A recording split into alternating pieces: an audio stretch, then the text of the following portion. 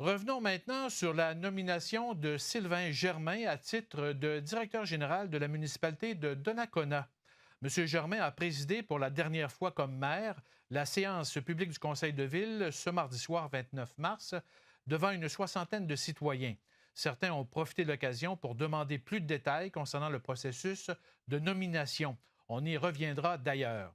M. Germain a déposé sa lettre de démission au greffier de la Ville et sa démission sera effective le vendredi 8 avril prochain. Son travail de directeur général débutera le lundi 11 avril. À partir du 8 avril, le greffier sera en mesure de définir un calendrier électoral pour l'élection d'un nouveau maire. Selon toute vraisemblance, les citoyens seront appelés aux urnes au cours du mois de juin prochain, avant la période des vacances.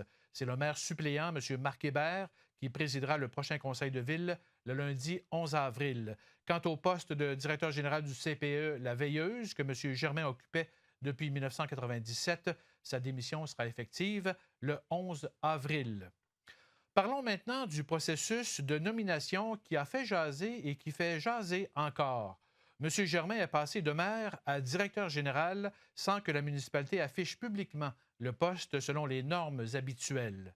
Pour écarter toute ambiguïté, transparence ou interprétation, tant sur les plans de la légalité, de l'éthique que politique, le conseil municipal avait décidé jeudi dernier d'expliquer de long en large, tout le processus avant d'arriver à cette décision.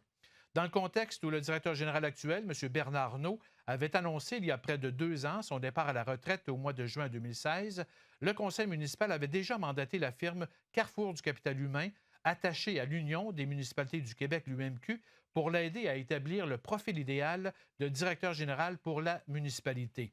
Ce processus est enclenché depuis un peu plus d'1 an et avait pour but de publier l'affichage.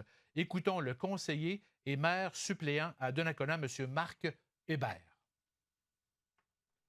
Avec eux, on a relevé les principaux défis et enjeux de la ville. On a déterminé les qualités requises du directeur général. On a établi l'expérience qu'on voulait que le futur directeur ait.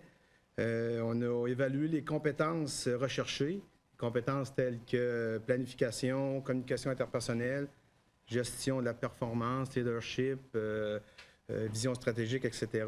Et on a demandé à la firme de la préparation de l'affichage.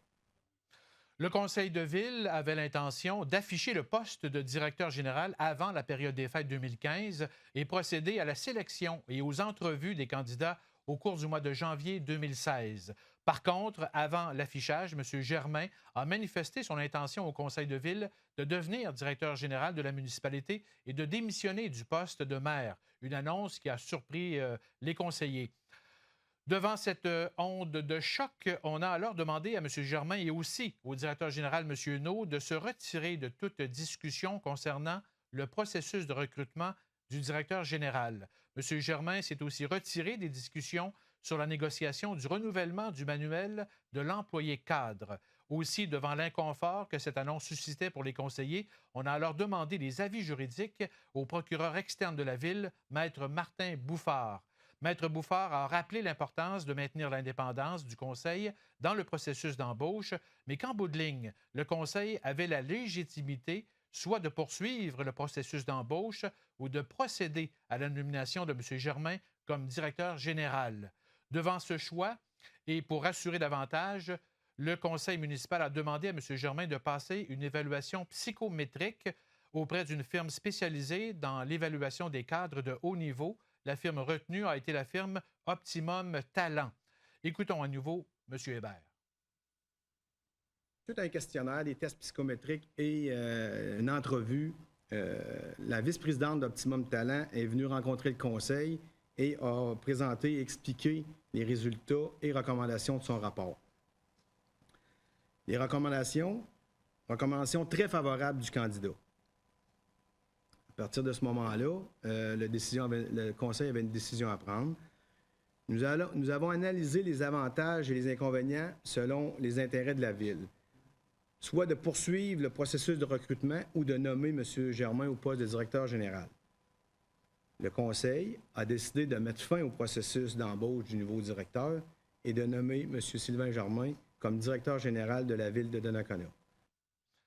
Évidemment, Sylvain Germain était très ému d'annoncer jeudi dernier son départ, oui comme maire, mais aussi comme directeur général du CPE La Veilleuse, devant des collègues maires et membres de sa famille. Écoutons un extrait. Je suis grandement fier de pouvoir mettre à contribution de la ville de Donnacona ma formation universitaire en administration des affaires, acquise à l'Université Laval, mon expérience de directeur général d'une organisation qui est le Centre de la petite enfance La Veilleuse, pour lequel j'ai travaillé depuis